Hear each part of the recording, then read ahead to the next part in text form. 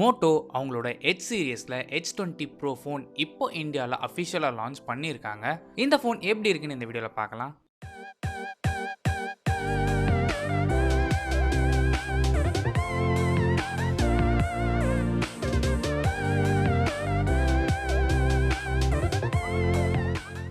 நாம் எப்பவும் ஃபஸ்ட்டு பார்த்து இம்ப்ரெஸ் ஆகிறது ஃபோனோட டிசைன் தான். அப்படி பார்க்கும்போது H20 ப்ரோவோட டிசைன் மேட் கிளாஸ் ஃபினிஷிங்கில் கொடுத்துருக்காங்க.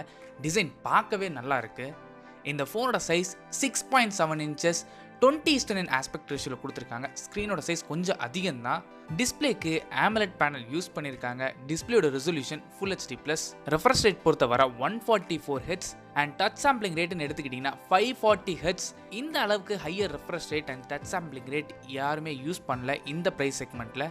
ஸோ இது ஒரு பெரிய அட்வான்டேஜ். இந்த டிஸ்பிளேயோட பீக் பிரைட்னஸ் 700 nits.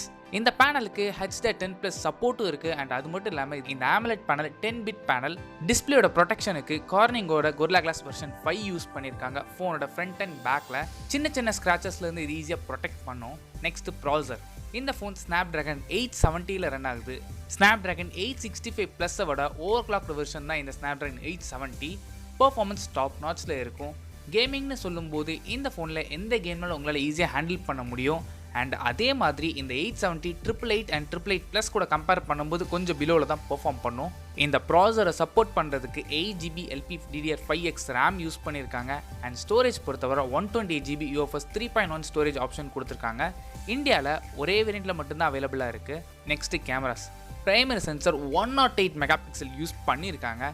இந்த பிரைமரி சென்சரோட அப்பேச்சர் f1.9.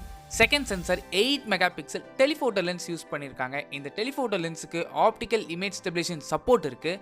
அண்ட் இந்த டெலிஃபோட்டோ லென்ஸ் மூலமாக 5x வரைக்கும் உங்களால் ஆப்டிக்கல் ஜூம் அண்ட் 50x வரைக்கும் உங்களால் டிஜிட்டல் ஜூம் எடுக்க முடியும். Third sensor 16 megapixel ultra wide lens use பண்ணியிருக்காங்க. ஜஸ்ட் கவுண்டிங்காக கொடுக்காம சேம் கேமராலே மேக்ரோ லென்ஸும் இன்பில்ட்டாக கொடுத்துருக்காங்க.